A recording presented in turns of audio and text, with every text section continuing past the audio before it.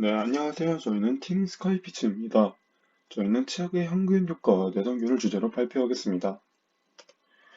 먼저 목차는 연구 동기와 목적, 실험 설계, 실험 수행 과정을 보여드린 뒤 실험 결과와 해석 방법을 잠시 설명드리고 연구 결론을 짓고 보완할 점으로 마무리하도록 하겠습니다. 먼저 연구 동기와 목적을 발표하도록 하겠습니다. 치약은 구강 내 세균을 증식을 억제하는 역할을 합니다. 하지만 치약이 오히려 내성균을 유발할 수 있다는 기사를 읽고 나서 우리가 쓰고 있는 치약이 실제로 항균 효과가 있는지 혹은 기사의 내용처럼 오히려 우리에게 악영향을 미치진 않는지에 대해 궁금증이 생겨서 우리가 흔히 가정에서 쓰고 있는 치약의 항균 효과를 실험을 통해 검증하고 내성균을 유발하지 않기 위하여 주의할 점은 무엇인지에 대해 알아보고자 실험을 수행하여 결론을 도출해 보았습니다. 먼저 가설을 설정하자면 치약의 농도가 진할수록 치약의 항균 효과가 좋을 것이다. 농도가 낮은 치약에 세균을 여러 번 노출시키면 세균이 치약에 대해 내성이 생길 것이다로 설정하였습니다. 먼저 준비물은 화면에 나와 있는 것들이 사용되었습니다. 여기서 중요한 것은 NA 배지와 MD 배지 그리고 대장균과 포도상구균이 되겠습니다.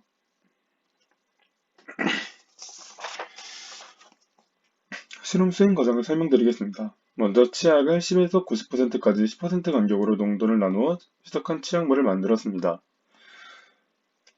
그 다음 MD 배지 2mm의 황색 포도상국은 15 마이크로리터 그리고 중류수 1mm를 넣어 코니컬 튜브에 넣어 대조군을 만들고 방금 희석한 치약으로 MD 배지 2mm, 세균 15 마이크로미터, 희석한 치약 1mm씩 코니컬 튜브에 넣어 실험군을 아깝게 만들었습니다.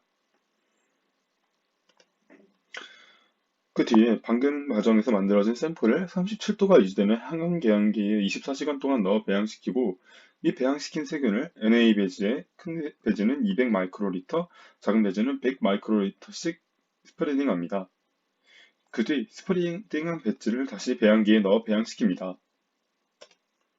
배지를 관찰하고 콜로니가 생성된 농도의 배지에서 100g을 이용하여 세균을 NA 배지에 이식한 후 이전 단계와 같은 농도의 치약물을 1mm씩 넣고 향온 계량기에 넣어 배양시킵니다. 즉 2차 배양을 하는 과정입니다.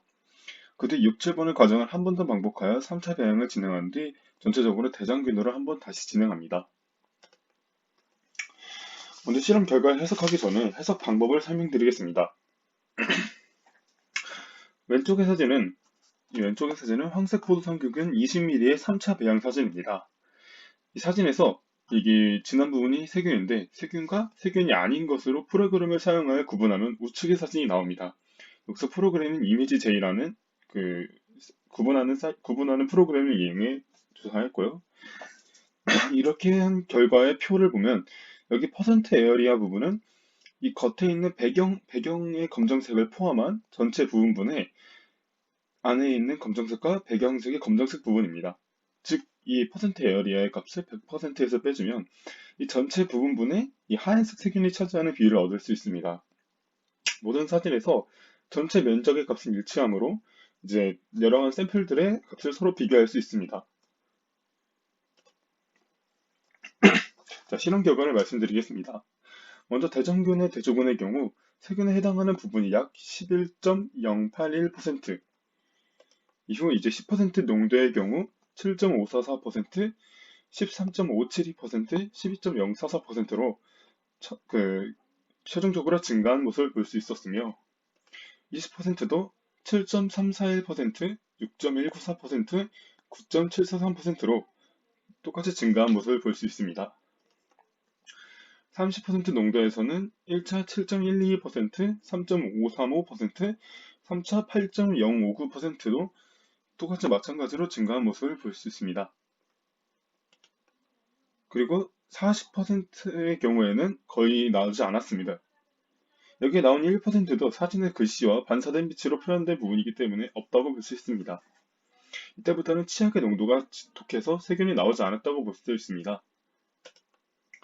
실험 결과를 해석하자면 1차 배양을 한 결과 치약물의 농도가 커질수록 세균의 증식 정도가 줄어들었습니다. 40% 농도 이상에서는 치약물에서 증식이 거의 억제되었고 50% 이상에서는 세균이 모두 제거되었습니다. 2차 배양은 1차에서 10에서 30% 농도에서만 치약물의 증식 억제가 잘 되지 않았으므로 10에서 30% 농도의 치약물에서 2차 배양을 실시하였습니다. 그리고 3차 배양 결과 아까 말씀드렸듯이 똑같이 1차, 2차 배양을 했을 때보다 증식한 정도가 증가한 것을 확인할 수 있습니다. 방금의 세 가지 결론을 종합하자면 증식이 억제되는 최저 농도 미만에서 치약물에서 배양을 거듭한 결과 노출시킨 결과 증식 정도가 전체적으로 증가했음을 파악할 수 있었습니다. 다음은 황색포도 선구균의 결과를 말씀드리겠습니다. 대조군의 경우 10.684%, 그러니까 아무것도 넣지 않았으므로 비율이 크게 나왔습니다. 다음 10%의 경우에는 잘 결과가 나오지가 않았습니다. 거의 미미하게 나왔네요. 20%의 경우 0.951%, 2차 5.233%, 3차 8.245%로 30ml에서는 30ml에서는 독해가지고 내성균이 나오지 않았습니다.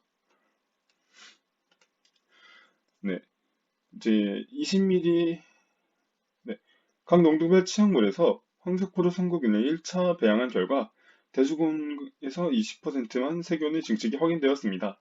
10% 농도의 치약의 경우 여러 번 해보았지만 세균의 증식이 잘 확인되지 않았습니다.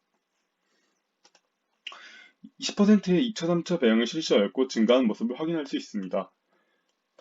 황색포도 선구균의 전체적인 내용을 종합해보자면 증식이 억제되는 최저 농도 미만에서 치약물에서 배양을 거듭하여 황색포도 선구균을 치약물에 반복적으로 노출시킨 결과 증식 정도가 점점 증가했음을 확인할 수 있었습니다. 이 전체적인 실험의 총 결론을 내보자면 측정 농도 이상에서는 치약이 제대로 항균 효과를 낸 것을 확인할 수 있었지만 낮은 농도에서는 치약물의 세균의 증식이 완전히 억제되지 않았습니다. 또한 낮은 농도의 치약물에 반복 노출된 세균은 증식 정도가 억제되기는커녕 점점 증가하였는데 이는 치약에 대해 내성을 가지게 되었다고 볼 수 있습니다. 이는 양치를 하고 나서 구강 내 혹은 칫솔모에 잔류하는 치약물로 인해 세균이 치약에 대해 저항성을 가지게 될 수도 있다는 것을 의미합니다. 따라서 치아를 건강하게 유지하기 위해서는 양치 후 입안과 칫솔모에 치약물이 남아있지 않도록 물로 깨끗이 헹구어야 합니다.